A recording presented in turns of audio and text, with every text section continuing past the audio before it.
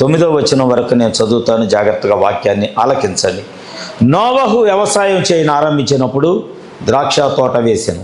పిమ్మట ద్రాక్షారసము త్రాగి మత్తుడై తన గుడారములో వస్త్రహీనుడుగా ఉండెను. అప్పుడు కనానుకు తండ్రి అయిన హాము తన తండ్రి వస్త్రహీనుడై ఉండుట చూచి బయటనున్న తన 2 సహోదరులకు ఆ సంగతి తెలిపెను.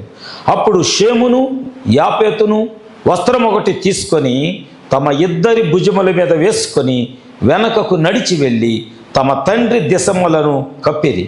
వారి ముఖములు వెనక తట్టు ఉండుట వలన తమ తండ్రి దిశములను చూడలేదు.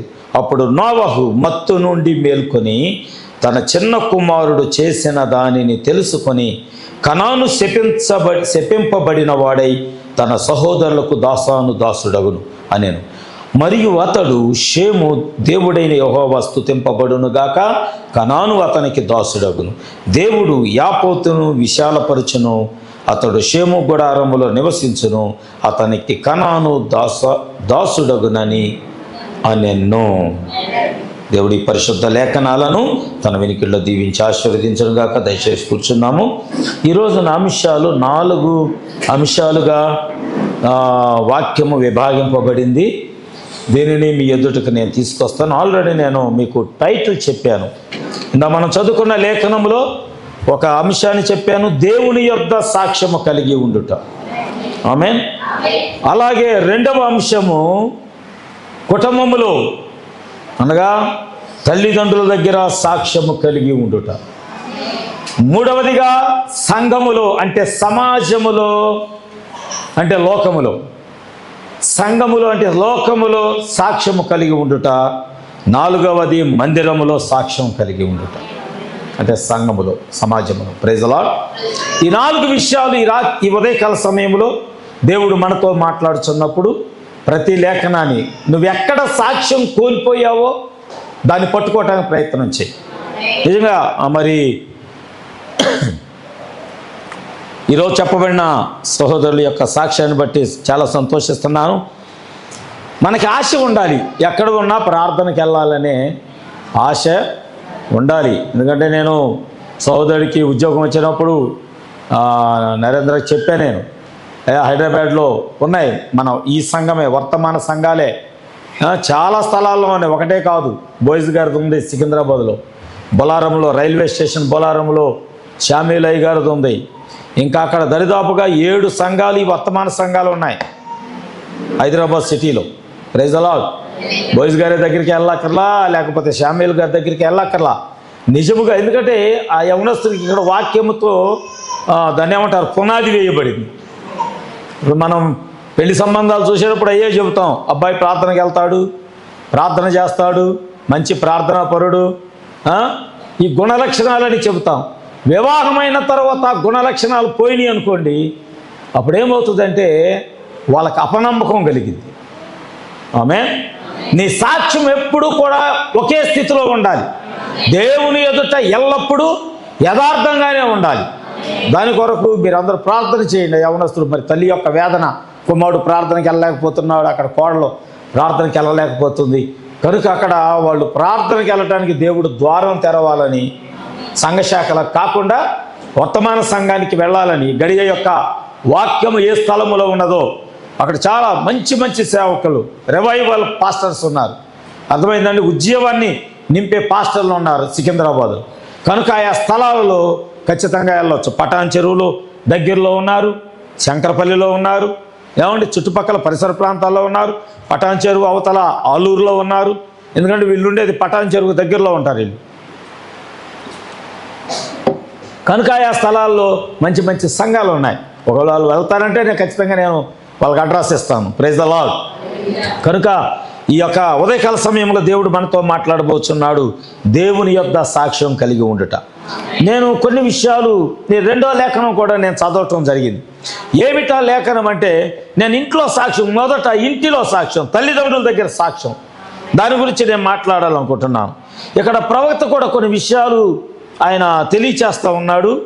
ఏమిటా విషయాలు అంటే, ప్రతి కాలంలో 2 ఆత్మలు ఎప్పుడు పనిచేస్తూనే ఉంటాయి. స్త్రీలు మీ తలల పైకి ఎత్తాలి, బైబిల్ మూసేయండి, బైబిల్ ఏముండదు. చదివినప్పుడు లేఖనం చూడండి, తర్వాత బైబిల్ ఏం కనపడదు మీకు.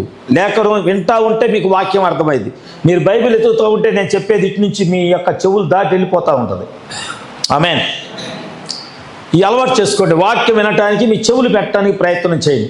ఏదన్నా నీ హృదయంలో ఎప్పుడు వినని మాట వచ్చిందంటే వెంటనే దాన్ని రాసుకోవటానికి మీరు ప్రయత్నం చేయండి. అది మంచి అలవాటు.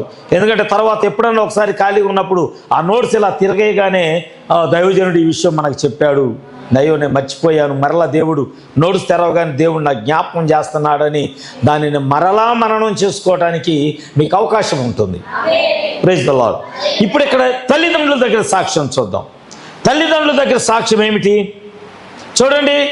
నోవహు సేవకుడు. నోవహుడు దేవుని యొక్క వాక్యాన్ని ప్రకటించిన వాడు. యాక్చువల్గా నేను ఇందాక హానోకుని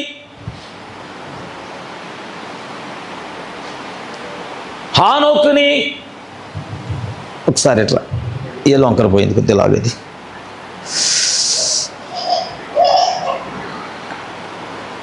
ముందుకు లాగు.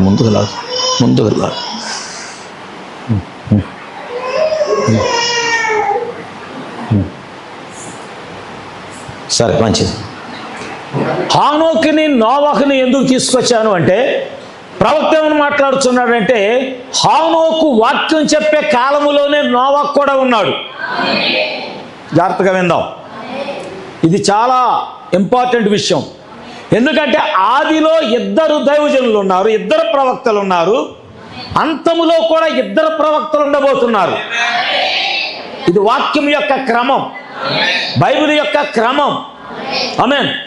ఆదిలో 2 ప్రవక్తలు ఉన్నారు. హానోకు ఉన్నాడు, నోవహు ఉన్నాడు. ఒకడు ఎత్తబడ్డాడు, ఒకడు ఓడను కడుతున్నాడు. ఆమేన్. అంతములోకి వచ్చినప్పుడు మరి ఈ కాలంలో ఒక క్రియ జరిగింది. ఈ కాలంలో కూడా 2 ప్రవక్తలు వచ్చారు. ఒకడు ఆలోకనమైపోయారు యోర్దాను అవతల, మరొకడు వచ్చి సంఘాన్ని కడుతున్నాడు. ఆమేన్, ఆమేన్, ఆమేన్. దేవుని యొక్క వాక్యం యొక్క క్రమాన్ని మీరు పట్టుకోండి. ఆ క్రమం పట్టుకుంటే మధురంగా ఉంటుంది ఈరోజు వాక్యం. Praise the Lord. సరే మంచిది. మనం ఇందాక చూసాము మొదటి లేఖనము 11:5 ఎబ్రి ఏమనుంది? హానోకు దేవునికి ఇష్టడై నడిచాడు. దేవుడంట హానోకును దర్శించబోయేసరికి, ఇది వింటున్నారా? దేవుడు హానోకుని కలుసుకోబోయేసరికి హానోకు ఎలా ఉన్నాడంటే దేవుడికి ఇష్టడుగా ఉన్నాడు. అంటే దేవుడు అతన్ని కలుసుకునే సమయం వచ్చే వరకు అతడు తన ప్రవర్తన కాపాడుకున్నాడు. బాబు యవనస్తులు ఇటు చూడాలి. తన ప్రవర్తన కాపాడుకున్నాడు, తన బ్రతుకును కాపాడుకున్నాడు, సంసారం చేస్తూ పిల్లల్ని కంటూ దేవునితో నడిచాడు. అందుకే మీరు గమనిస్తే హానోకు తర్వాత మెతూషెలు, మెతూషెలు తర్వాత మరొకడు తర్వాత మరొకడు, అందరి జీవ గ్రంథంలో వాళ్ళ పేర్లన్నీ రాయబడ్డాయి. ఆమేన్. ఇక్కడ కొంతమందిని నేను తీసుకురాబోతున్నాను. వాళ్ళు కూడా ప్రవక్తలే, వాళ్ళకు కూడా పిల్లలు ఉన్నారు. ఆమేన్. వాళ్ళు కూడా దైవజనులే. దేవుని యొక్క వాక్యము వారి దగ్గర కూడా వచ్చింది. వారికి కూడా పిల్లలు ఉన్నారు. Praise the Lord. కానీ వాళ్ళు ఎలా ఉన్నారు? దేవుని యొక్క సన్నిధిలో వారు దేవునికి సాక్షులుగా ఉన్నారా? లేదా కుటుంబంలో దేవునికి సాక్షులుగా ఉన్నారా? ఇంటిలో తల్లిదండ్రులకు కూడా సాక్షులుగా ఉన్నారా? ఇది చాలా ప్రాముఖ్యమైంది. ఈ వాక్యము, ఈ వర్తమానము మన బ్రతుకులకి, మన జీవితాలకి, ఖచ్చితంగా మన హృదయాలకి చాలా చాలా చాలా ప్రాముఖ్యమైనది. కనుక ఈ రోజున దేవునికి ఎల్లప్పుడూ ఒక సాక్షి కావాలి. ఒకవేళ నువ్వు ఉండటానికి ఇష్టపడకపోతే నీ స్థానంలోకి దేవుడు మరొకరిని తీసుకొచ్చి కూర్చోబెట్టుకుంటాడు. అందులో డౌటే లేదు. ఇప్పుడు ఇక్కడ ఒక పేదవాడు ఉన్నాడు. ఒక పేదవాడు దేవుడికి నేను సాక్షిగా ఉండలేను అనుకున్నాడు. దేవుడు అతను తొలగించి అంతకంటే పేదవాడిని తీసుకొచ్చి కూర్చోబెడతాడు. ఆమేన్. ఇప్పుడు ఇక్కడ నువ్వు దేవునికి సాక్షిగా ఉండటం అనేది చాలా ప్రాముఖ్యమైంది. హానోకు దేవునితో నడుస్తున్నాడు. వాక్యం అదే ఉంది కదా. దేవునికి ఇష్టడుగా నడుస్తున్నాడు. అవునా? దేవుడు అతని కొనిపోబడక మునుపు దేవునికి అతనికి ఇష్టడుగా ఉన్నాడు. అదే కాలంలో హానోకు అనే ఒక ప్రవక్త ఉన్నాడు. మెతూషెల పిల్లల గురించి అని ఒక పట్టీ రాయబడింది. అవునా? హానోకు కుటుంబం గురించి ఒక పట్టీ రాయబడింది. అర్థమైందండి? నోవహు కుటుంబంలో ఉన్నటువంటి నోవహు పిల్లలు కూడా పేర్లు కూడా రాయబడ్డాయి.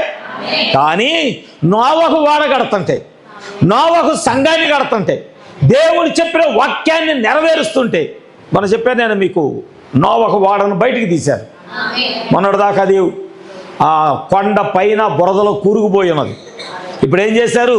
ఆ కొండను చుట్టూత తవ్వి ఓడను ఏం చేశారు?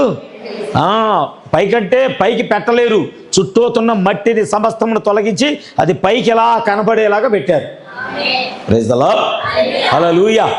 అంటే నోవహు ఓడ ఉన్నది, నోవహు ఓడ ఉన్నది. దేవుడు ఈ కాలంలో కూడా తన వాక్యాన్ని నెరవేరుస్తూనే ఉన్నాడు. చాలా మందికి అర్థం కావట్లా. ఇప్పుడు మనం ఎక్కడికి వెళ్తున్నామో తెలుసా? కృప, అమ్మా, కృప కొద్ది కాలమే, కృప తీర్పుగా మారబోతుంది. ఈ మాట గుర్తుపెట్టుకోండి, కృప తీర్పుగా మారబోతుంది. ఎలా? ఒక కాలం వచ్చింది, ఆ కాలంలో జాగ్రత్తగా విందాం. ఆ కాలంలో దేవుడు తన వాక్యాన్ని నెరవేర్చే కాలం వచ్చింది.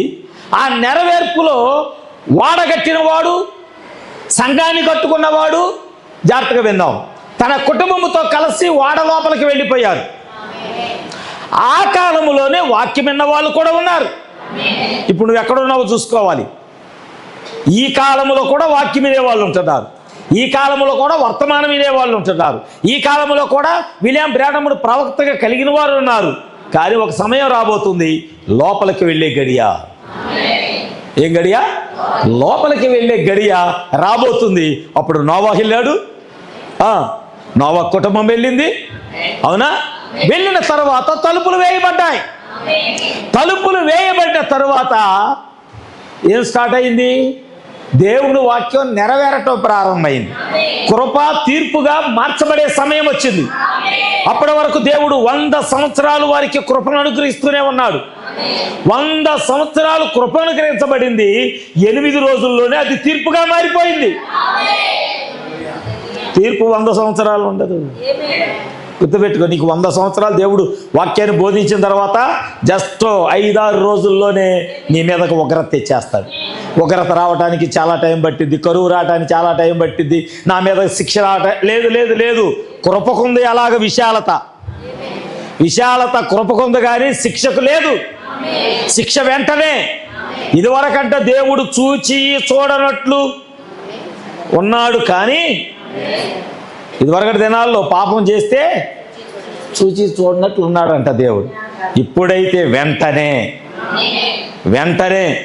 నువ్వు ఇక్కడ చెడ్డ హృదయంతో వెళ్ళు, ఇంటికి వెళ్ళే లోపల నీ నెత్తి మీద దెయ్యం నాట్యం చేస్తుంది, నీ కుటుంబంలో ఒక అగ్ని రగిలించింది.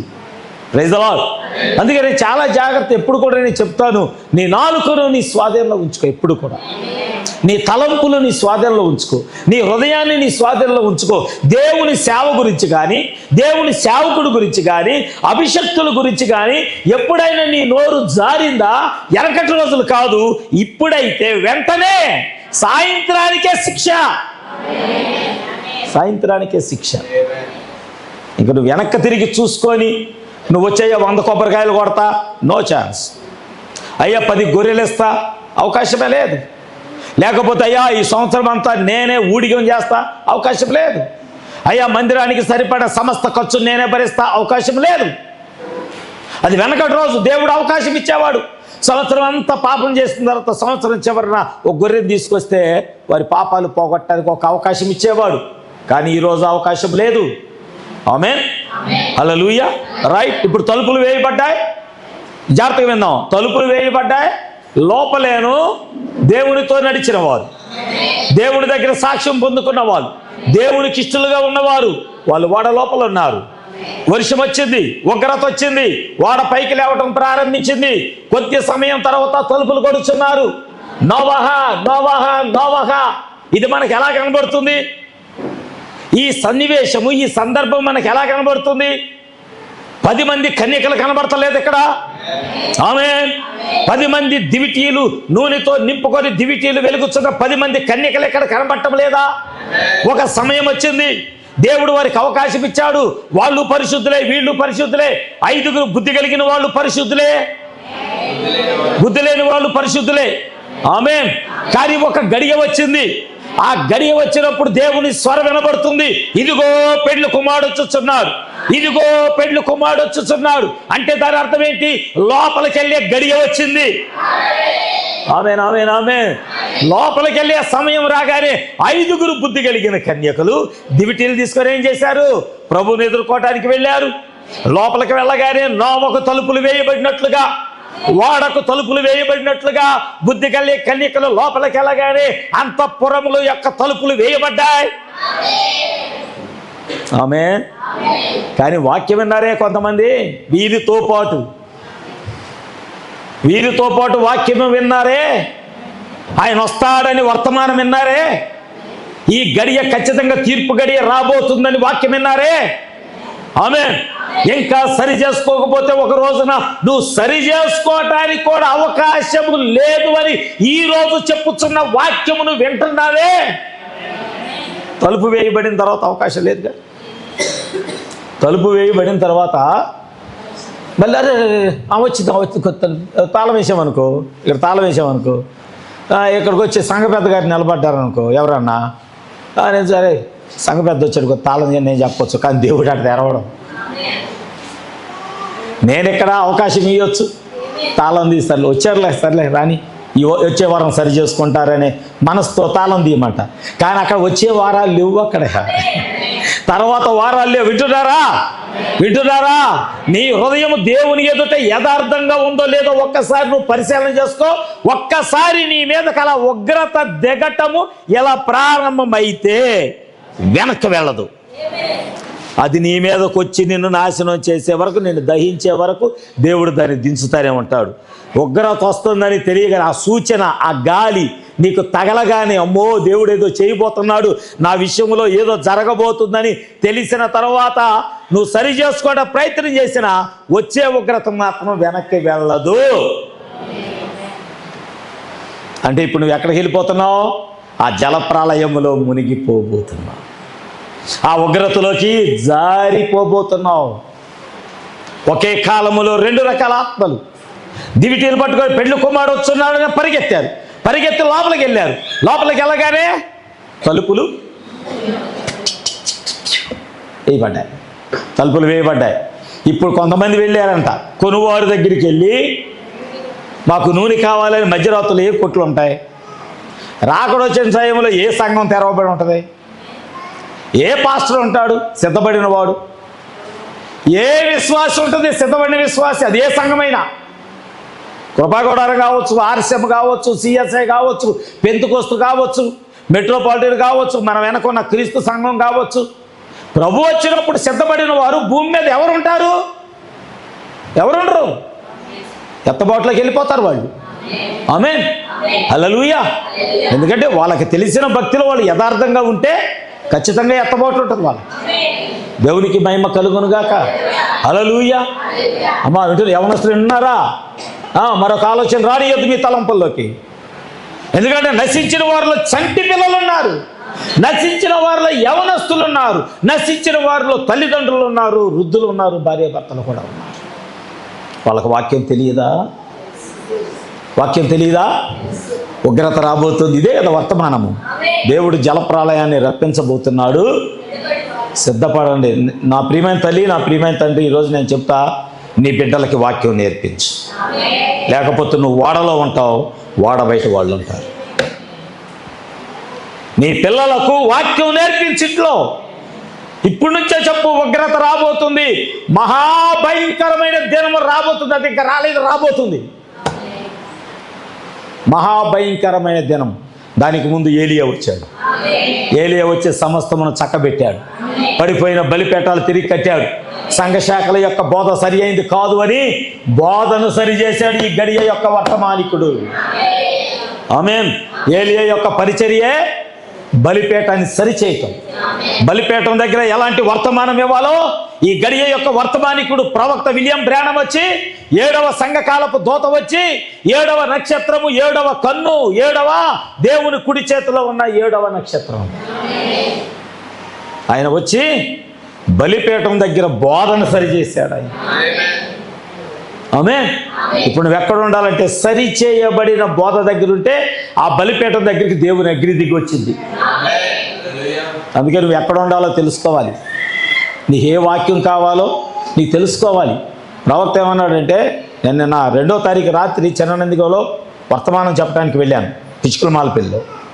వాక్యం చెప్పడానికి వెళితే అక్కడ హైదరాబాద్ నుంచి కూడా వచ్చారు వాళ్ళ చుట్టాలు, వాళ్ళు వెళ్ళిపోతున్నారని కుటుంబారాధన పెట్టుకున్నా. వాళ్ళ ఇంట్లో జరిగిన గొప్ప కార్యాలు, ఘనమైన కార్యాల గురించి సాక్షిగా నిలబడ్డారు. దైవజనులు జయకుమారయ్య గారు నన్ను ఆహ్వానించాడు, అన్న వచ్చి వాక్యం చెప్పండి అన్న అని. సరేనని వెళ్ళాను, ఒక్కనే వెళ్ళాను. ఎందుకంటే ఆ రాత్రి యాక్చువల్గా నా ప్రోగ్రామ్ ఉంది, విక్టోరియాని ఫ్లైట్ ఎక్కియటానికి వెళ్ళాల్సింది. కానీ సర్లే అని చెప్పేసి ముందు దేవుని పని ఏముంది సన్నీ ఎవరో ఒకరు తీసుకెళ్తారని సన్నీకి అప్పచెప్పాను. సన్నీ తీసుకెళ్ళి ఫ్లైట్ ఎక్కించి వచ్చాడు. చూడండి, నేను దేవుని పని నిమిత్తం వెళ్ళాను. ఎందుకంటే మనం దేవుని పనే చేయాలండి. నేను మీ సంఘానికి అదే చెప్తున్నా. నేను ఎలాగైతే దేవుని పని చేయాలనే మనసు కలిగి ఉంటానో, ఆ సమయం వచ్చినప్పుడు అన్నీ విడిచిపెట్టి దేవుని పనే చేయండి. ఎక్కడున్న సంఘ పెద్దలకి, సంఘ పెద్దల భార్యలకు కూడా చెప్తున్నా, హెచ్చరికిస్తున్నా. చుట్టాలు వచ్చారని ఆదివారం మీరు ప్రార్థన మానేశారంటే దేవుని ఉగ్రత మీ కుటుంబాల మీదకి ఖచ్చితంగా దిగుతుంది. విడిచిపెట్టలేవా దేవుని కొరకు? దేవుని కొరకు విడిచిపెట్టలేవా? అమ్మా, ఇంటికి బంధువులు వచ్చారు, నువ్వు చెప్పలేవా ఈరోజు నాకు ప్రార్థన ఉంది, ప్రార్థన అయ్యేదాకా ఉండండి ఇంట్లోనే, లేదా నాతో పాటు కలిసి ప్రార్థనకి రండి, ప్రార్థన అయిన తర్వాత మాట్లాడుకోమని చెప్పలేవా? ధైర్యం చేయలేవా? తలుపులు మూయబడుతున్నాయి. నీ కుటుంబానికి తలుపులు మూయబడుతున్నాయి. అది మీకు అర్థం కావట్లా. బుద్ధి లేని కన్యకల్లాగా వచ్చి తలుపు కొట్టినట్లు కొట్టే పరిస్థితులు వస్తాయి మీకు. వాక్యము విని కూడా మారకుండా ఎగతాళి చేశారే. ఆయన అట్టే చెప్తాడు, 100 సంవత్సరాల నుంచి ఇదే బోధ చేస్తున్నాడు, 25 సంవత్సరాల నుంచి వర్తమానమే చెబుతున్నాడు. ప్రభు ఇంకా రాలా, ఆయన మేఘారుడే వస్తాడు అంటున్నాడు. ఇంకా 25 సంవత్సరాల నుంచి ఊర్లో ఇదే వర్తమానం చెబుతున్నాడు అనుకుంటున్నావు. తలుపు మూయబడుతుంది. నువ్వు వచ్చి కొట్టుకున్న నీ కొరకు జాలి చూపేవాడే లేడు. నావా కాదు, పాస్టర్ కాదు, టక్కిన తలుపు తాళంది అంటానికి ఆ మొత్త దగ్గర ఉంది దేవుడు. ఎందుకంటే నోవాహు సాక్ష్యం చెప్పాడు, నువ్వు అలా నిలబడితేనే క్రైస్తవురాలి, అలా నిలబడితేనే నువ్వు క్రైస్తవుడు. ఎందుకంటే దేవుడికి ఒక సాక్షి కావాలి. నువ్వు పారిపోతే, బంధువులు వచ్చారని పారిపోతే, చుట్టాలు వచ్చారని పారిపోతే, పనులు ఉన్నాయని పారిపోతే, ఆదివారం లేకపోతే ఇంకేదో పని పడిందని పారిపోతే నువ్వు దేవుడి సాక్షి ఎలా అవుతావు? దేవుడి నుంచి యోనాలాగా పారిపోయే వ్యక్తివు నువ్వు. మన కుటుంబ ప్రార్థన జరిగితే దాంట్లో అదే వాక్యం చెప్పాను. ఆదివారం మనకి గురువారం మొదటి సంవత్సరం చెప్పిన ఆరాధన, నీ మీద జాలిపడిన దేవుడని ఆ వర్తమానం చెప్పాను. కుటుంబాలు కదిలించబడ్డాయి, హృదయాలు కదిలించబడ్డాయి. అనేక మంది వాక్యమైన తర్వాత పాపం పాస్టర్గా చాలా ఫీల్ అయినట్టున్నాడు. చాలామంది వచ్చి అయ్యగారు అసలు నిజంగా కావాల్సిన వాక్యం తెచ్చారు, కావాల్సిన వాక్యం తెచ్చారు. మా హృదయాలను తాకిని చాలామంది బయట నుంచి వచ్చారు. వాళ్ళు వచ్చి చాలామంది ఆ ఇంటి ఆమెతో చెప్తున్నారట, అయ్యగారు వాక్యం బాగా చెప్పారు, అయ్యగారు వాక్యం చెప్పారు. మరి అక్కడ 100 మంది చెప్పారు వాక్యం బాగుందని. గురువారం ఉదయం కొత్త సంవత్సరం దేవుడు మనతో మాట్లాడాడు. ఏ స్థితిలోనూ ఉండగా నీ మీద జాలి పడ్డాడో దేవుడు మాట్లాడాడు. నీ హృదయం ఎందుకు కదల్లా అంటే, నోవా కాలంలో ప్రజల వలె బుద్ధి కలిగిన కన్యకలు, బుద్ధి లేని కన్యకలు, వాళ్ళిద్దరూ ఒకే స్థలంలో ఉన్నారు. రాకడ వస్తుంది, పెళ్లి కుమారుడు వస్తున్నారు. ఏం చేశారు? దివిటీలు పట్టుకొని పరిగెత్తారు ఆయన కలుసుకోవటానికి. నేను చెబుతున్నా, రాకడ వచ్చినప్పుడు ఒకవేళ నువ్వు సిద్ధపడితే నీ భర్తను నువ్వు పట్టించుకో, ఒకవేళ నీ భర్త సిద్ధపడి ఉంటే నిన్ను పట్టించుకోడు. ఒకవేళ మీరు సిద్ధపడకుండా పిల్లలు సిద్ధపడితే ప్రభు వస్తే మీ వైపు కనీసం ఇలా కన్నెత్తి కూడా చూడరు మీ పిల్లలు.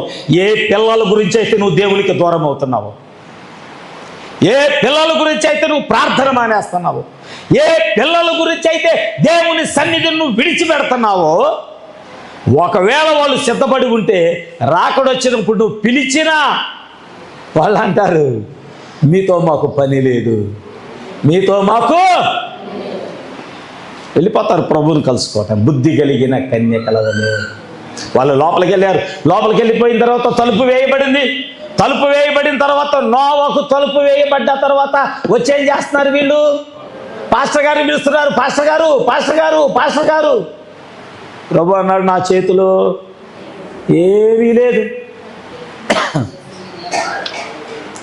బుద్ధి లేని కన్యకలకు కూడా ప్రభు వస్తున్నాడన్న స్వరం వినపడింది. నోవహు కుటుంబానికి ఉగ్రత వస్తుందని ఆ మూడో ఆకాశంలో ఉంది. కిందకి దించండి ఒకసారి. అమ్మా, పౌలు గారిని కలుసుకోవటానికి వెళ్ళావా? సరే విను, తర్వాత నేను అడుగుతా ఆయన ఏం చేస్తున్నాడో నువ్వు నాకు చెప్పాలి. చూడండి, అక్కడ మీరు గమనించండి, వాక్యము విన్నటువంటి కుటుంబము సిద్ధపడింది, అదే వాక్యము విన్న లోకము సిద్ధపడలేదు. పెళ్లి కుమారుడు వచ్చుతున్న వర్తమానము దివిటీలు నూనె కలిగిన బుద్ధి కలిగిన కన్యకలు విన్నారు, నూనె లేకుండా దివిటీలు కలిగిన బుద్ధి లేని కన్యకలు కూడా విన్నారు. ఒకే కాలంలో రెండు ఆత్మలు. నువ్వు ఏ ఆత్మ కలిగి ఉండాలనుకుంటున్నావు? మీరు చెప్పలేరు స్పీడ్గా, ఎందుకంటే నాకు తెలుసు కొన్ని ఆదివారాలు ఆగిపోవాలి, కొన్ని గురువారాలు ఆగిపోవాలి. ఇంట్లో కూర్చొని మంచం మీద పండుకొని అయిన వాక్యం వినొచ్చు, కానీ ఇప్పుడు ఏడ వెళ్తాం లేదు మందిరానికి. మీ జీవితాలు అంతే, అంతే, ఇంకంతే, ఎవడు మార్చలేడు. తలుపు వేయబడేదాకా మీ జీవితాలు అలాగే ఉంటాయి. అప్పుడు లేచి పరిగెత్తుకొస్తారు, కుంటుకుంటా లేచుకుంటూ, అప్పటికి నరాలు పట్టేసి ఉంటాయి. పండుకొని వాక్యం విన్నావుగా, నరాలు పట్టేసి ఉంటాయి. పరిగెత్తుదామన్నా పరిగెత్తలేవు, ఎందుకంటే అప్పటికే తలుపు వేయబడింది. నువ్వు అనుకుంటే అంతకంటే ముందు వెళ్ళాలని, కాలు కదవట్లా, నరాలు పట్టేసినాయి, ఎముకలు పట్టేసినాయి. గమనిస్తున్నావా? వాక్యాన్ని గమనిస్తున్నావా? ప్రతి కాలంలో ఏం జరుగుతుందో. ఏలియా సిద్ధపడ్డాడు, ఆమేన్. ఏలియా సిద్ధపడ్డాడు, ఆయన మా బలిపీఠాన్ని బాగు చేశాడు. బాగు చేసిన తర్వాత జాగ్రత్తగా విన్నాం, సమయం వచ్చింది, దేవుని పిలుపు వచ్చింది. ఒకే గడియలో ఇద్దరు ప్రవక్తలు యొర్దాను అవతలకు వెళ్ళారు. యొర్దాను దగ్గర ప్రవక్త అన్నాడు, యొర్దాను యొద్ద ఇద్దరు నడుస్తున్నారు, మరణము యొద్ద ఇద్దరు నడుస్తున్నారు, మరణాన్ని ఇద్దరు దాటారు. ఇది మన బాప్తీసానికి సాదృశ్యం. ఇక్కడ అందరూ బాప్తీసం తీసుకున్నారు. ఎంతమంది శరీరాలు మార్పు చెంది ఎత్తబడతారు? ఇప్పుడు మందిరంలో ఉన్నాం, ప్రభు వచ్చాడు అనుకోండి, ఈ క్షణంలో ఎంతమంది వెళ్ళడానికి సిద్ధంగా ఉన్నారు చెప్పండి? కొంతమంది గేదెలు గుర్తొచ్చినాయి, కొంతమంది మీ దుంపలు లేక ఇంకేం ఉండదు అలా భూమి మీద. ప్రభు వచ్చాడంటే ఏముండదండి, ఈ మొత్తం నాశనం అయిపోతాయి. భూమి మీద ఉన్న అన్నీ కాలిపోతాయి. నీ ఆస్తి ఉండదు, నీ పంట ఉండదు, నీ భూమి ఉండదు, నీ బిడ్డలు ఉండరు, ఎవ్వరు ఉండరు, మొత్తం సర్వనాశనమే.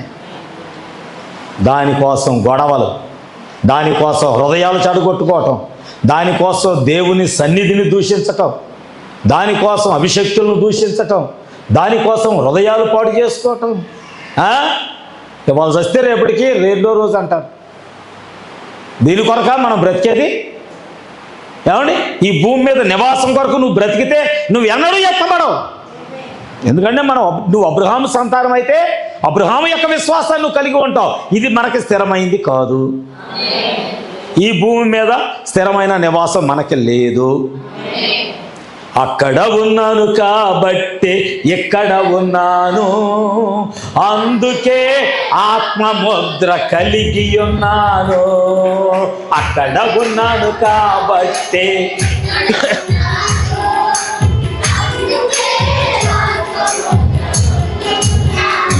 యేసయ్యా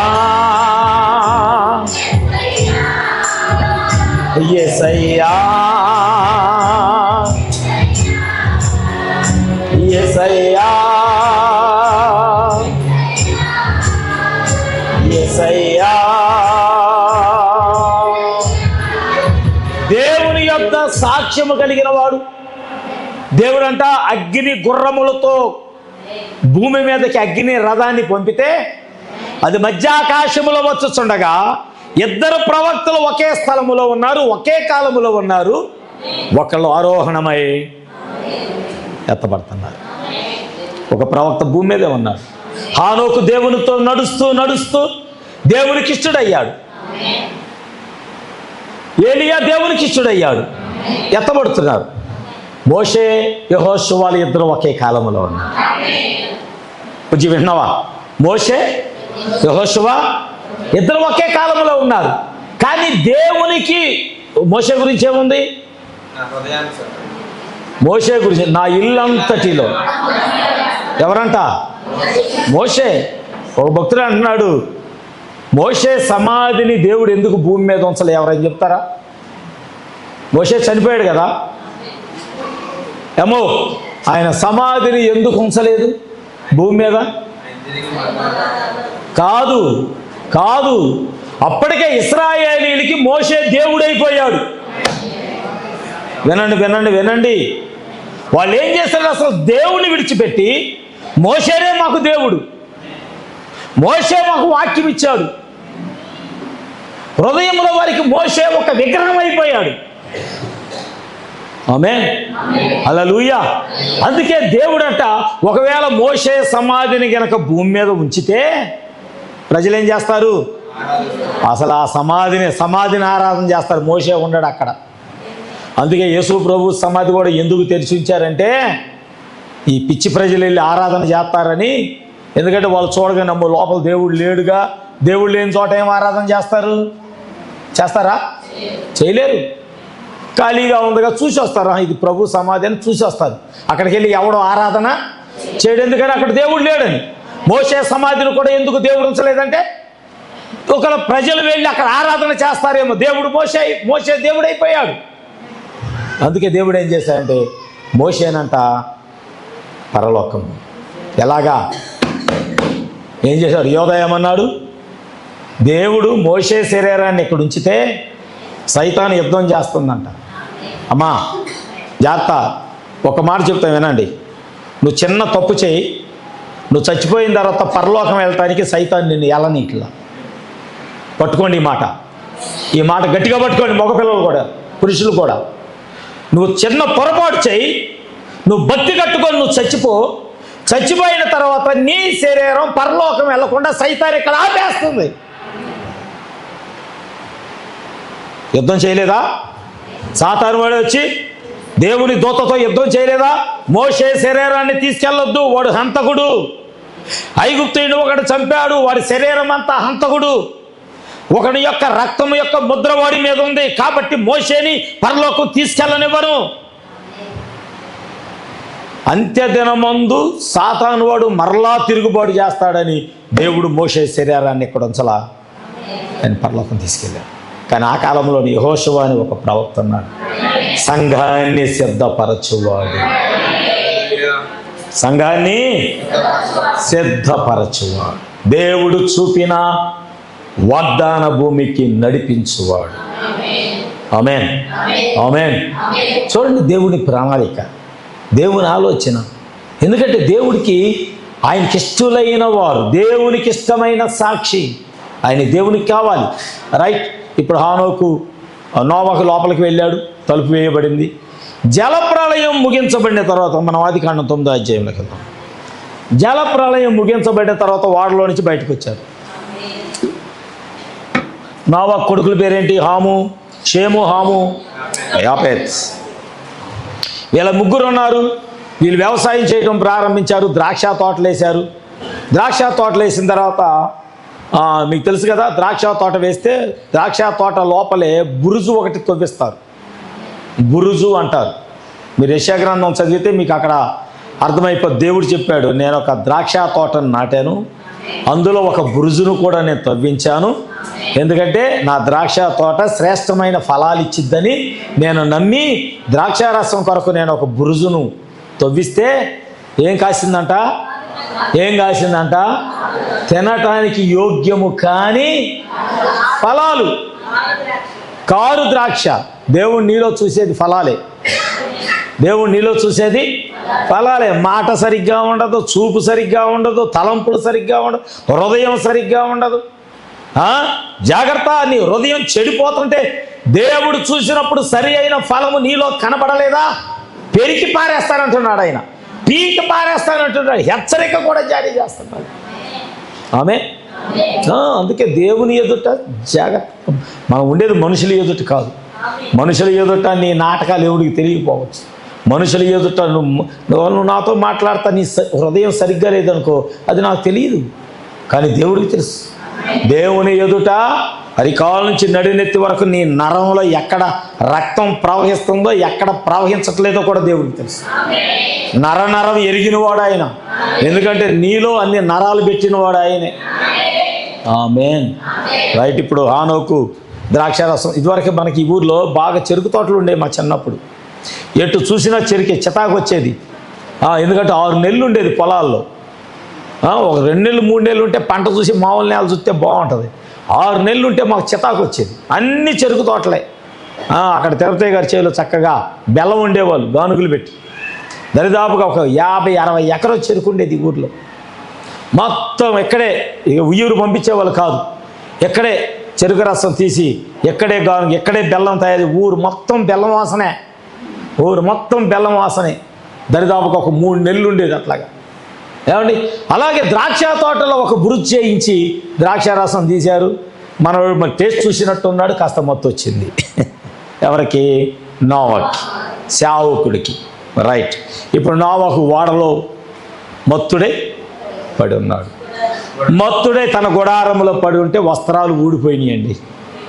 తాగినోడికి వస్త్రాలు ఉంటాయో ఉండవో కూడా తెలియదు. పాపం నిన్న ఒక చిన్న వీడియో చూశానండి. జనవరి 1 తారీఖున తాగిన వాళ్ళ చిందులని, విందులు వినోదాలని ఒక చిన్న వీడియో పెట్టాడు. వాడు గోడెక్కుతున్నాడు, దుగ్గుతున్నాడు, తల కిందులేసాడు, పిల్లేరు గంతులేసాడు. ఇక సాలేరా అంటే మురిక్కాలంలోకి వెళ్ళి పండుకున్నాడు. ఇక లెగట్లా అక్కడ. ఒకడు మొహం అయితే మొత్తం మురిక్కాలంలోనే పెట్టేశాడు. ఎంత రోతగా ఉందంటే అంత రోతగా. వాళ్ళ చిందులు, వాళ్ళ వేషాలు తాగినోడికి తెలియదు. నోవాహు ఏమైంది? మత్తుడై వస్త్రహీనుడై పడి ఉన్నాడు. ఇప్పుడు మన అయ్యగారికి 3 కొడుకులు, షేము, హాము, యాఫెతు. ఇప్పుడు మరి ఓడ నుంచి బయటకు వచ్చాక ఏమైందో తెలియదు. ఓడలో ఉన్నంతకాలం పరిశుద్ధంగానే ఉన్నారు. ఆమేన్. ఓడలో ఉన్నంతకాలం తండ్రికి అనుకూలంగానే ఉన్నారు.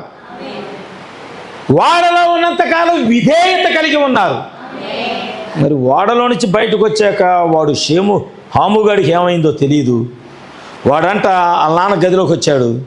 గదిలోకి వచ్చేసరికి మీకు తెలుసా, మీ పిల్లలు కూడా మీ తండ్రి దేహాన్ని, మీ తల్లి దేహాన్ని చూడకూడదు. మీ పిల్లలు కూడా తండ్రి వస్త్రాలు మార్చుకుంటున్నాడంటే టక్కన బయటికి వెళ్ళిపోవాలి. అది శాపం. తండ్రి యొక్క శరీరాన్ని చూస్తే, తల్లి యొక్క శరీరాన్ని పిల్లలు చూస్తే వాళ్ళకి శాపం. ఆడపిల్లలైనా మగపిల్లలైనా వాళ్ళ దేహాలు ఎన్నడూ నీ కంటితో చూడరాదు. ఇది దేవుని యొక్క ఆజ్ఞ. చాలామంది తల్లిదండ్రులు బట్టలు మార్చుకోండి అంటే పెద్దగా పట్టించుకోరు, వాళ్ళే మార్చుకుంటారు. అది శాపం. అది మీకు తెలియదు. ఆ వస్త్రహీనుడై ఉండటం చూడటమే హాముకి శాపం వచ్చిపోయింది. సరే చూశాడు, చూసినోడు ఏం చేయాలి? మౌనం వహించాలి, లేదా వెళ్ళి ఒక వస్త్రాన్ని తీసుకొచ్చి కప్పాలి. కానీ వీడేం చేశాడో తెలుసా? మన ఊరిలో వాళ్ళు లాగానే తెలిసిన విషయం 10 మందికి చెప్పకపోతే నిద్ర పట్టదు. తెలిసిన విషయం పాస్టర్ గారి ఇంట్లో అట్ట అంట, పాస్టర్ గారి ఇంట్లో ఎట్ట అంట, పాస్టర్ గారు అట్ట అంట, పాస్టర్ గారు మళ్ళీ పెళ్లి చేసుకుంటున్నాడు అంట, పాస్టర్ గారికి మళ్ళీ ఇప్పుడు కావాలంట, పాస్టర్ గారు లేకపోతే ఉండలేడంట. అంకమ్మ ఎన్ని వార్తలు! ఇంటింట గుసగుసలు. 3 నెలలు గుసగుసలు. ఇప్పుడే కూడా మా అమ్మకి ఎట్ట తెలుస్తానండి, భలే చెప్పిద్ది. పాము చెవులు మా అమ్మకి. అడ్డు రోడ్లో మాడుకున్నాయి కూడా ఎక్కడికైనా పడతాయి. నాయన సరే మాట్లాడుకోండి, ఏమైద్దిలే. కానీ అంతా అయిపోయింది. ఇక పెళ్ళి అయ్యాక బ్యాండ్ మేళం ఎందుకు? సచ్చినోడు పెళ్ళికి బ్యాండ్ మేళం పెట్టాడంటే ఇప్పుడు అర్థమైందా? అంతా అయిపోయిన తర్వాత ఇంకా బ్యాండ్ మేళాలు ఎందుకులే. కానీ సరే, అవన్నీ దేవుని లెక్కలోకి వస్తున్నాయి. నేను ఎందుకు చెప్తున్నానంటే, హాము అనేవాడు తండ్రి యొక్క దిశమలను చూశాడు. తండ్రి దిగంబరిగా ఉంటాం చూసిన వాడు ఏం చేయాలి? అయ్యో నా తండ్రి స్థితిలో ఉన్నాడు అని తండ్రి గౌరవాన్ని కుమారులు కాపాడాలి. ఏం చేయాలి? తండ్రి గౌరవాన్ని కుమారుడైనా, కుమారులు ఉన్నా, కుమార్తెలు ఉన్నా, పిల్లలు తల్లిదండ్రుల గౌరవాన్ని ఎంతమంది కాపాడుతున్నారు? ఎంతమంది? నేను ఇప్పుడు మీ దగ్గరికి వస్తాను. మీ పిల్లలు మీ గౌరవాన్ని ఎంత కాపాడుతున్నారు? విలువ ఉందా నీ ఇంట్లో? నీకు పిల్లల ఎదుట గౌరవం ఉందా? విలువిస్తున్నారా? ఒకవేళ వాళ్ళు కనకపోతే మీరు లేరు. నీ తల్లి ఒక నిర్ణయం తీసుకొని అప్పుడే నాకు గర్భం ఎందుకులే అని అబార్షన్ చేసుకుంటే నువ్వు లేవు భూమి మీద. వాళ్ళ దయాదాక్షణ్యాలను బట్టి 9 నెలలు మోసి మిమ్మల్ని కన్నారు వాడు. ఆమె మీ తల్లిదండ్రులు నువ్వు ఇస్తున్న విలువేంటి? ఎగతాళి చేయటమా? పరువు తీయటమా? లేకపోతే నా తండ్రి ఎలాంటోడు, నా తల్లి ఎలాంటిదని నీకు తెలిసిన నీ రక్త సంబంధికులకు తెలియచేయటమా? నీ మీదకు ఉగ్రత రెడీగా ఉంది. హాము వెళ్ళాడు, తన 2 సహోదరులు షేముకి యాపోతికి చెప్పాడు. నాన్న బట్టలు లేకుండా పడి ఉన్నాడు, నాన్న బట్టలు లేకుండా. వాళ్ళు ఏం చేశారు? ఒక పెద్ద వస్త్రం తీసుకున్నారు. ఆ వస్త్రాన్ని తీసుకొని తండ్రి దిశమలను చూడకూడదని వాళ్ళకి తెలుసు. వాళ్ళు తండ్రి యొక్క అడుగుజాడల్లో నడిచిన వారు. నిజము. ఎందుకంటే వారు ముందు హానోకు యొక్క బిడ్డలను చూశారు, హానోకు యొక్క సంతానాన్ని చూశారు. ప్రతి వాడు దేవుని యందు భయభక్తులు కలిగి ఉండటం వాళ్ళు చూడగలిగారు. వాళ్ళు నేర్చుకుంటున్నారు. మా ముందు మా తాత హానోకు నడిచాడు, హానోకు యొక్క పిల్లలు చాలా క్రమంలో ఉన్నారు. Praise the Lord. నేను ఒక్కోసారి అనుకుంటాను, మా పిల్లల గురించి అనుకుంటాను.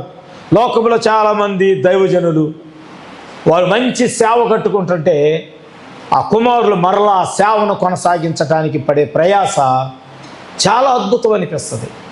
ఆత్మను రక్షించటము, బయటికి వెళ్ళటము, యవనస్తులతో మాట్లాడటము, కొంతమందితో దేవుని వాక్యాన్ని మాట్లాడి దేవుని సన్నిధికి ఆత్మలను నడిపించటము. నేను అనుకుంటా, ఎందుకనో మరి మా పిల్లలకు అలాంటి ఆ తలంతు దేవుడు ఇవ్వలేదేమో నాకు తెలియదు.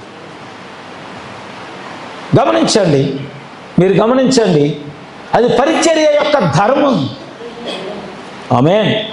పరిచర్య యొక్క ధర్మం అది.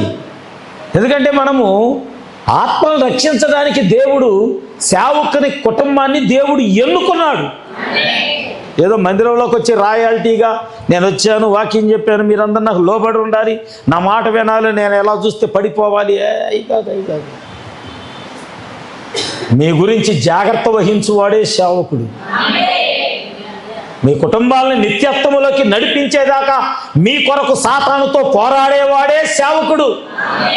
ఇక్కడ రాయల్టీలు, డిగ్రీలు ఉండవండి. సేవకుడు అనగానే అఫీషియల్ ఉండదండి. ఆమేన్. సేవకుడు అంటే రాయల్టీ ఉండదండి. సేవకుడు అంటే పనివాడు, దేవుని కొరకు పని చేయువాడు. ఆమేన్. మోషేకి అదే గర్వం వచ్చింది, మీ కొరకు నేను చెయ్యాలా? విశ్వాసులు ఏమన్నాడు? మీ కొరకు నేను చెయ్యాలా? ఎంత గర్వం వచ్చిందంటే ఆ సెకండే దేవుడు సీటుకి ఎసరు పెట్టేశాడు. ఆ సెకండే ఆ హృదయం నీకు రానియొద్దు, ఆ స్వభావం నీకు రానియొద్దు. ఆ క్షణం నుంచే నువ్వు పతనం అవటం ప్రారంభమవుతావు.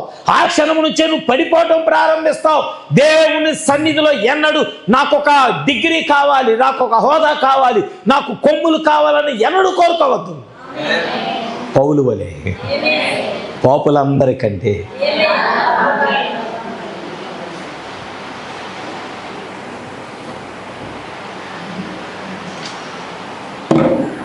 తగ్గింపు కావాలి. సేవకునికి లేకపోతే పరిచర్య, ఇక మనోళ్ళు ఉన్నారు కొంతమంది ఆలోచన చేస్తున్నారు పరిచర్య చేయాలని. సేవకుడికి మొదట తగ్గింపు కావాలి. సేవకుడికి మొదట ఎవరు చేసినా చేయకపోయినా పరిచర్య చేయటం నేర్చుకోవాలి. ఈరోజు నా మనవరాలికి ఒక చిన్న పని నేర్పించా, చీపురు తీసుకొని వాకిలు తోడవడం. నా పెద్ద మనవరాలికి జెన్నీకి పొద్దున్న లేస్తే వాకిలంతా కుక్కబొచ్చే, కాలం నిండా అడుగుతుంది. భార్గవేం పని చేసుకుంటుంది వంటగదిలో, అమ్మాయిని లోపం ఉంది. సరే నాకేమైనా చేతులు నొప్పులు, నేను తుడుద్దామంటే సరే వెంటనే సన్నీ అని టిఫిన్కి వెళ్ళాడు బయటికి. వెంటనే జెన్నీని పిలిచా, జెన్నీ నీకు ఒక పని చెప్తారా? వచ్చింది, చీపురు తీసుకొని అక్కడి నుంచి తుడుచుకుంటారా. దానికి తెలిసినంత తుడుచుకుంటా వచ్చింది. నేను రోజు చేస్తూ ఉండి పని మొత్తం వస్తుంది. ఈ లోపల సన్నీ వచ్చాడు, సన్నీతో మొత్తం దాన్ని క్లీన్ చేయించాడు. మనకి దేవుడు ఏంటంటే ఒక కుటుంబం అన్నాక అందరూ పరిచర్య చేసేవారిగా ఉన్నారు. ఆ ఒక్కతే చేసిద్దిలే, అతను ఒక్కడే చేస్తాడులే, కాదు. ఇల్లంటేనే పని చేసుకోవాలి. ఒకళ్ళు రాణిలాగుండి, ఒకళ్ళు రాజులాగుండి, ఒకళ్ళు పనివారిలాగా కాదు. అది కాదు. అది నా ఇల్లు అని నువ్వు అనుకుంటే నువ్వు పని చేయాలి. నేను గెస్ట్గా వచ్చానంటూ నువ్వేమీ చేయలేవు. మరి నేను అనుకుంటా నోవహు కుమారుడు అలాగే అనుకున్నాడేమో. బయటకు వచ్చాను కదా, ఇక బయటకు వచ్చేసాను, హృదయం మారిపోయింది. ఎందుకంటే వాడి నుంచి బయటకు వచ్చారు, అందరూ వచ్చారు. హానోకు ఒకటే రాలేదు, రాము ఒకటే, షేము ఒకటే, యాపేదు ఒకటే రాలేదు. నోవహుతో కలిసి బయటకు వచ్చి వ్యవసాయం చేస్తున్నారు. ఇప్పుడు తండ్రి యొక్క దిశమాలను కప్పటానికి ఇద్దరు కుమారులు దాన్ని తీసుకొని వెనక నుండి వచ్చి తండ్రి యొక్క శరీరాన్ని, దేహాన్ని చూడకుండా దాన్ని కప్పివేశారు. ఆమేన్, ఆమేన్. కప్పివేసిన తర్వాత మనోడికి మత్తు విడిచింది. లేచిన తర్వాత తన చిన్న కుమారుడు చేసిన పని తండ్రికి తెలిసింది. తెలిసి పిలిచి ప్రేమించలా. వెంటనే లేచి ఒక ప్రవచనం చెప్తున్నాడు. కనాను శపించబడిన వాడే. నోవహు ఆగాగుదు, తప్పు చెబుతున్నావు. ఇక్కడ నీ తలల పైకి ఎత్తుంది. నోవహు, నువ్వు తప్పు చెబుతున్నావు. తప్పు చేసింది నీ కొడుకు. నోవహు అన్నాడు, కొడుకు తప్పు చేశాడు, ఆ శాపం పెట్టల మీద కూడా వెళ్ళిపోతుంది. ఆ శాపము, వింటున్నారా బయట కూర్చున్న వాళ్ళు కూడా, ఆ శాపము కొడుకు తప్పు చేశాడు, కొడుకు పాపం చేశాడు, సేవకుడికి వ్యతిరేకంగా చేశాడు, దేవుని యొక్క సన్నిధికి వ్యతిరేకంగా చేశాడు, వాక్యానికి వ్యతిరేకంగా చేశాడు. నోవహు లేచి కనాను శపించబడిన వాడై. కనానేం చేశాడయ్యా? వాడేం చేయలా, వాడి తండ్రి చేసిన పాపము బిడ్డమయ్యాల్సి వస్తుంది. తప్పదు. ఇక నువ్వెంత గుంచుకున్నా యేసయ్య పాదాలు పట్టుకొని, వాడు పెద్దోడికి దాసుడే, వాడికంటే చిన్నోడికి దాసుడే, వాళ్ళ పెద్దనాన్నకి దాసుడే, వాళ్ళ చిన్నాన్నకి దాసుడే, అందరికీ దాసుడే. కనాను శపించబడిన వాడై తన సహోదరులకు. నేను అందుకే యవనస్తులు చెప్తా, జాగ్రత్త. నీ తల్లిదండ్రులకు అవమానకరంగా ఉంటే నీ మీదకి వచ్చే శాపము నీ బిడ్డలను కూడా ఏలబోతుంది, నీ బిడ్డలను కూడా పరిపాలన చేయబోతుంది. నీ తల్లిదండ్రులకు వ్యతిరేకంగా, నీ తల్లిదండ్రులకు అవమానము తెచ్చే నీ ప్రతిక్రియ ఒక్కొక్కటి ఒక్కొక్క శాపంగా మారబోతుంది. నోవహు ఇంటిలో హాముకి సాక్ష్యం లేదు, దేవుని దగ్గర సాక్ష్యము లే, తండ్రి దగ్గర చిన్న కుమారుడికి సాక్ష్యము లే. ఎందుకంటే చూడకూడదు చూడటం వాక్యానికి విరుద్ధము. ఇంకా తనకు తెలిసినది తన సహోదరులతో పంచుకొని వాళ్ళకు కూడా తండ్రి యొక్క దిగంబరత్వాన్ని తెలియచేయటం, తండ్రిలో సేవకుల్లో ఉన్న బలహీనతలు ఇతరులకు తెలియచేయటం, అది కూడా సంఘానికి శాపమే. ఆ శాపం ఆ బిడ్డల మీద కూడా వెళ్ళబోతుంది. సేవకుల్లో ఉంటే బలహీనతలు 100 ఉంటాయి. పౌలులో లేవా? బాప్తిసం ఇచ్చి యోహానులో లేవా? మోషేలో లేదా? ఏలియాలో లేదా? ఏలియా మనలాంటోడే, అవునా? ఆ అమ్మాయి ఎవరు? యెజబేలు. చంపుతాననగానే పిరికోళ్ళ పారిపోయాడు, అదొక బలహీనత, అవునా? సేవకుల్లో మనిషే కదా, బలహీనతలు ఉండవా? నీకు తెలిస్తే గమ్మునుండు, నోరు మూసుకోనుండు. సేవకుల్లో ఒకవేళ నీకు బలహీనతలు కనబడితే ప్రార్థన చేయి. అయ్యా మా సేవకుల్లో ఈ బలహీనత కనబడుతుంది, తీసే ప్రభు, నువ్వు ప్రార్థన చేయాలి, అది నీ బాధ్యత. కానీ ఏ సంఘమైనా చెప్తున్నా, వాళ్ళు బయట ఎవరైనా వింటున్నా, మీ సంఘ కాపరికి అవమానం తేవద్దు. ఆమేన్. నీ సంఘ కాపరిని నీ ఇంట్లో నువ్వు దూషించొద్దు. వాడెవడు వీడెవడు దూషించొద్దు, అది నీ బిడ్డలనే ఆడబోతుంది ఆ శాపం. వింటున్నారా? హల్లెలూయా. ఇంటిలో సాక్ష్యం లేదు. మరొక కుటుంబం ఒక మాట అన్నారు వాళ్ళు. మొదటి సమూయేలు గ్రంథం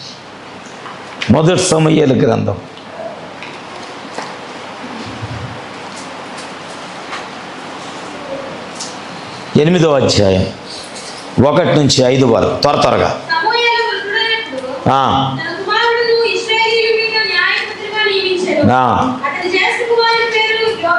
యావేలు, అబియా,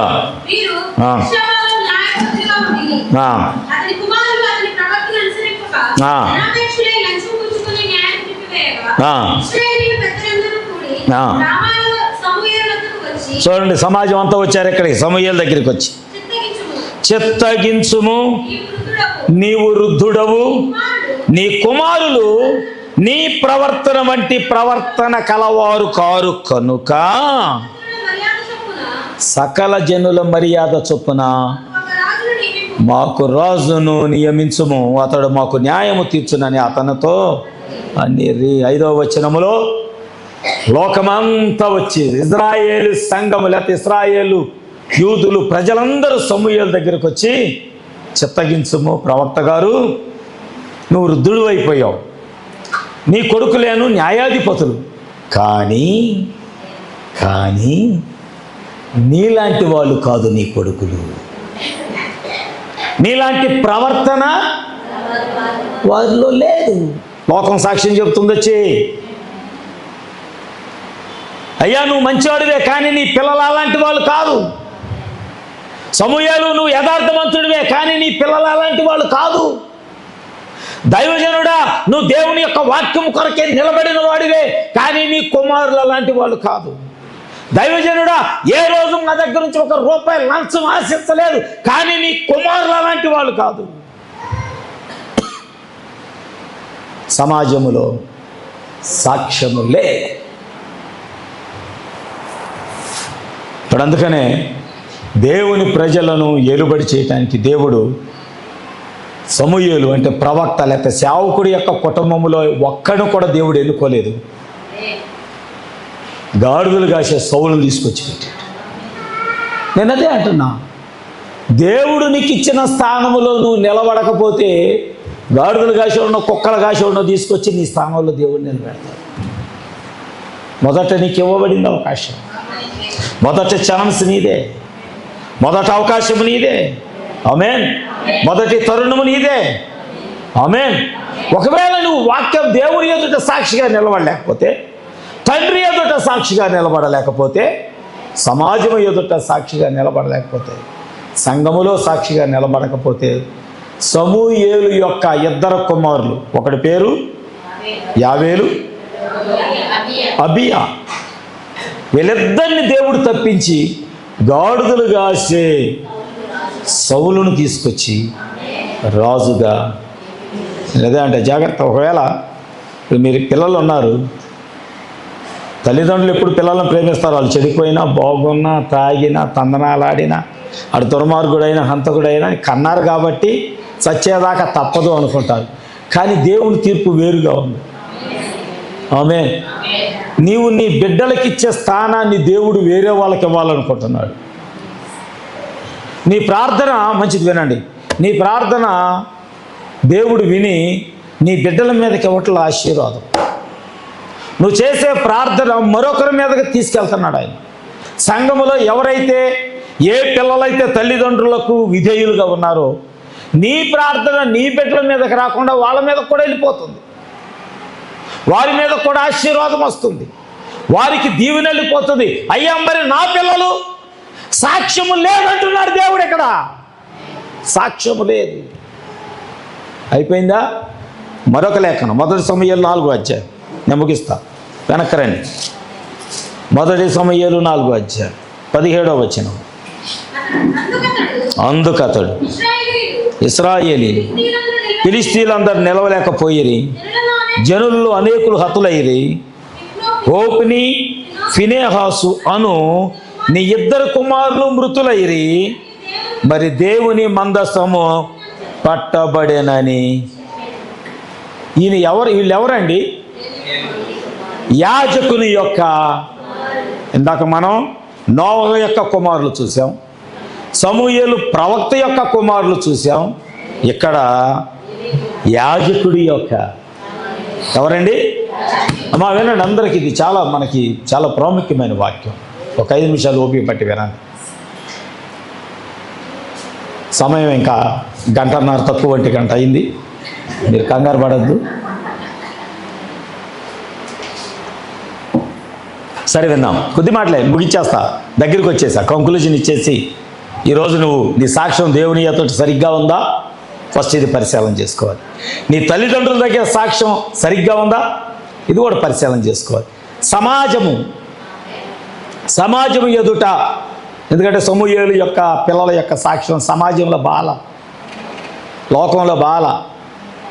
సమూయేలు నీ పిల్లలు ఎలాగయ్యా, సమూయేలు నీ కొడుకులు ఎట్లాగయ్యా, సమూయేలు నీ పిల్లలు ఎలా ప్రవర్తిస్తున్నారు, ఎలా ప్రవర్తిస్తున్నారు, లోకము నుంచి సరైన సాక్ష్యము లేదు. మూడవది ఇక్కడ మనం చూస్తున్నాము యాజకుడి యొక్క పిల్లల యొక్క సాక్ష్యం.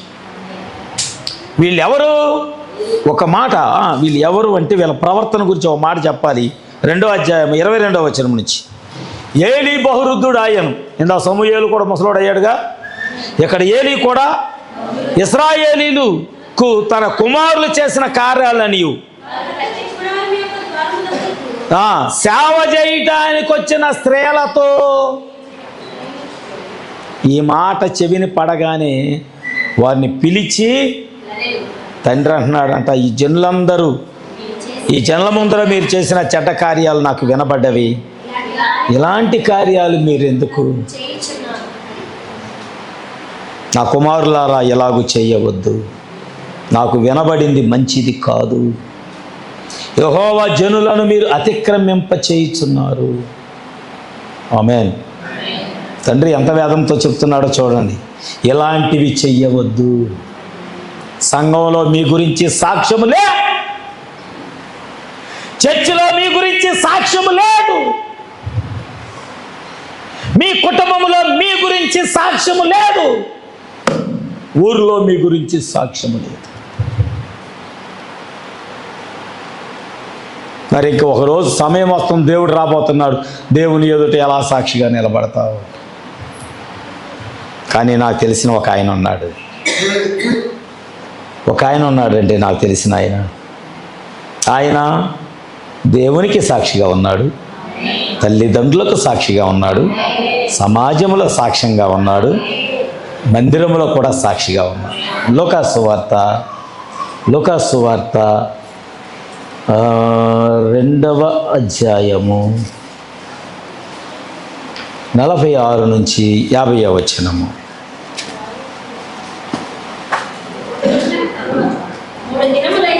3 దినాలైన తర్వాత ఆయన బోధకుల మధ్య కూర్చుండి వారి మాటలు ఆలకించుచు వారిని ప్రశ్నలు అడుగుచూ ఉండగా చూచిరి. వినిన వారందరూ ప్రజ్ఞకు ప్రత్యుత్తరములకును విస్మయముందిరి. ఆయన తల్లిదండ్రులు ఆయన చూచి మిక్కిలి ఆశ్చర్యపడిరి. ఆయన తల్లి, కుమారుడా మమ్మునెందుకు ఎలాగూ చేసితివి? ఇదిగో నీ తండ్రియు నేను దుఃఖపడుచు నేను వెతుకుచుంటామని ఆయనతో చెప్పగా, ఆయన ఏమంటారు, ఈ మాట విందాం, మీరేలా నన్ను వెతుకుచు, నేను ఉండవలేనని మీరు ఎరగరా. కుమారుడు తండ్రి చిత్తమునకు లోబడుట. ఎవరి కుమారుడు? ప్రభు అయిన యేసుక్రీస్తు. తన తండ్రి చిత్తానికి లోబడేవాడుగా. తల్లిదండ్రులు వచ్చి అంటున్నారు, అయ్యా నువ్వెందుకు మాకు ఇలా చేసావు, మమ్మల్ని విడిచి. ఆయన ఎతికారు, అమ్మో మా పిల్లలు తప్పిపోయారు, మా పిల్లోడు తప్పిపోయాడు. ఈరోజు మీరు కూడా ఎతకండి, ఎక్కడ తప్పిపోయారో మీ పిల్లలు. ఫ్యాషన్ డిజైన్లో, చర్చికి రాకుండా సాకులు చెప్పే సమయంలో, మందిరం అంటే మాకు పడదు, వెళ్తే నువ్వు వెళ్ళు, మేము రాం. హృదయాలు చెడిపోయిన స్థితిలో ఎక్కడ తప్పిపోయారో చూసుకో. యేసుప్రభు తప్పిపోలా, ఆయన మందిరంలో ఉన్నాడు. దాన్ని బట్టి నువ్వు సంతోషించాలి. నాకంటే ముందుగా నా పిల్లలు బయలుదేరి, నిజంగా ఈరోజు శృతిని చూసి నేను చాలా సంతోషించాను. మందిరానికి వచ్చింది చక్కగా ప్రతి ఆదివారం. అలాగే శిరీష కూతురు రండి మందిరానికి. యవన కాలంలో మీ పిల్లలు దేవుని సన్నిధిలో ఉండటం మీ పిల్లలకు ఆశీర్వాదకరం ఉండాలి. మీ కుటుంబం అంతా ఉండాలి. నేను మీ సేవకుడుగా, మీ తండ్రిగా, మీ శ్రేయోభిలాషిగా, మీ కొరకు ఎల్లప్పుడూ ప్రార్థన చేసే దైవజనుడిగా మీ కుటుంబాలన్నీ మందిరంలో ఉండాలి. మీరందరూ ఆశీర్వదించబడాలి. నా నోట ఈ మాట తప్ప మరొకటి రాదు. మీరు ఎప్పుడు ఆశీర్వదించబడాలి. దేవునికి నమ్మకంగా ఉండండి. ఇక్కడ తల్లిదండ్రులు వచ్చి యేసుని అడుగుతున్నారు, అయ్యా ఎందుకు మాకు ఇలా చేసావు? 3 రోజుల నుంచి నేను మేము వెతుకుతున్నాం. ఆయన అన్నాడు, మీరు ఎందుకు నన్ను వెతుకుతున్నారు? నేను నా తండ్రి పనుల మీద ఉన్నానని మీరు ఎరుగరా? నా పరలోకము యొక్క చిత్తమును నెరవేర్చటమే నా విధేయత. తండ్రి వద్దన్నాడు, అంతే, నోరు మూసుకుని. పిల్లలు బయటికి వెళ్ళాలన్నారు, అమ్మంది వద్దు, వెళ్ళొద్దు. విధేయత అది మీకు ఆశీర్వాదం. ఎందుకంటే ఒకవేళ మీరు పట్టించుకోకుండా వెళితే తర్వాత వచ్చే పరిమాణాలు చాలా భయంకరంగా ఉంటాయి. దుష్టుడు మీ కొరకు గర్జించు సింహములాగా పొంచి ఉంటాడు. ఒక్క మాట చెప్పి ముగిస్తా. కలవరి శిలువలో మత్తయి సువార్త 26వ అధ్యాయంలో 36 నుంచి 42 వరకు.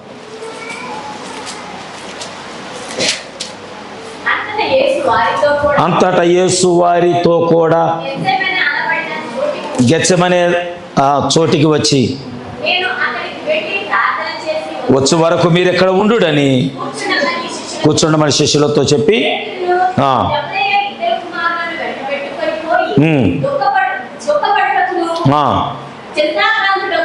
మొదలు పెట్టాను. అప్పుడు యేసు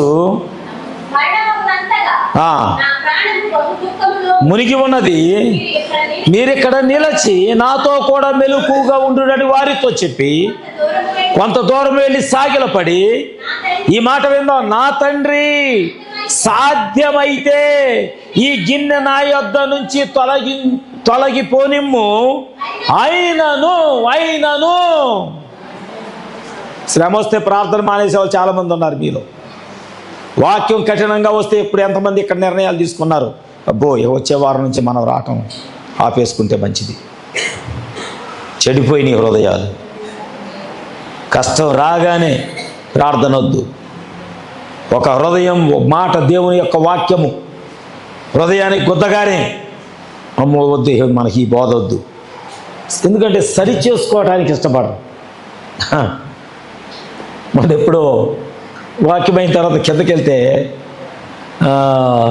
మా మనవరాళ్ళే ఉన్నారు అక్కడ.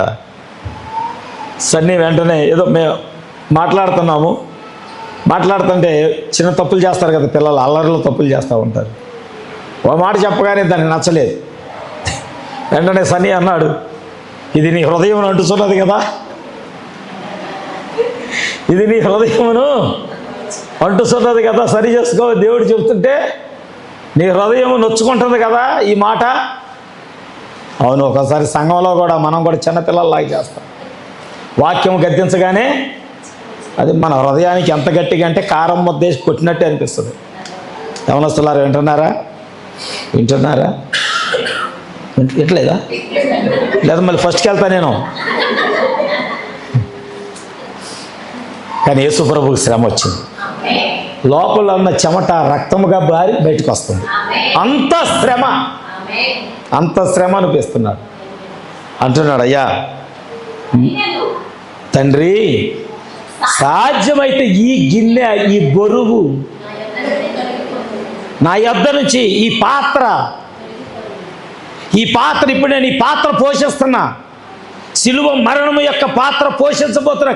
ఈ శరీరం తట్టుకోలేకపోతుంది, కానీ నేను భరించలేకపోతున్నా, దీన్ని నా యొద్ద నుంచి తొలగించయ్యా అంటూ, అయినను నా ఇష్ట ప్రకారం కాదు ప్రభువా. విధేయత. శ్రమ వచ్చిందా? ప్రభువా ఇది నేను తట్టుకోలేకపోతున్నా, నీ చిత్తమైతే దీన్ని నా యొద్ద నుంచి, నా హృదయం సరిగ్గా మారటం లేదు ప్రభువా, నేను మార్చుకోలేకపోతున్నా, సరి అయిన విధానంలో వాక్యాన్ని నేను పట్టుకోలేకపోతున్నా, దీన్ని నేను సరి చేసుకోలేకపోతున్నా, నీ చిత్తానుసారంగా నన్ను మార్చు ప్రభువా అనే ప్రార్థన మనం చేయాలి. ఆనోకు, ఏలియా ప్రవక్తలు దేవునికి ఇష్టలుగా ఉన్నారు. యేసుక్రీస్తు తన తండ్రికి ఇష్టడుగా ఉన్నాడు. అందుకే వాళ్ళందరూ చూసారా, మీరు గమనించారా, దేవునికి ఇష్టలుగా ఉన్న వాళ్ళందరూ పైకి ఆరోహణమై వెళ్ళిపోతున్నారు. సమూయేలు కొడుకులు అలా లేరు, నోవా కొడుకు అలా లేడు, ఏలీ కొడుకులు అలా లేరు, కానీ పరలోకంలోంచి వచ్చిన కుమారుడు మాత్రం ప్రతి అడుగులో, ప్రతి విషయంలో, అది బోధలోనైనా, మందిరములోనైనా, ఇంటిలోనైనా, సమాజంలోనైనా, శ్రమలోనైనా, నా చిత్తము కాదు నాయన, నీ చిత్తమే నెరవేరాలి. నీ చిత్తం ఉంటేనే ఈ శ్రమ తొలగించు. ఈ ప్రార్థన మనకు అవసరం లేదా? ఈ ప్రార్థన మనకు కావాలిగా. చేద్దామా? ఈ ప్రార్థన మనం చేద్దామా? దేవుడి వాక్యాన్ని దీవించును గాక.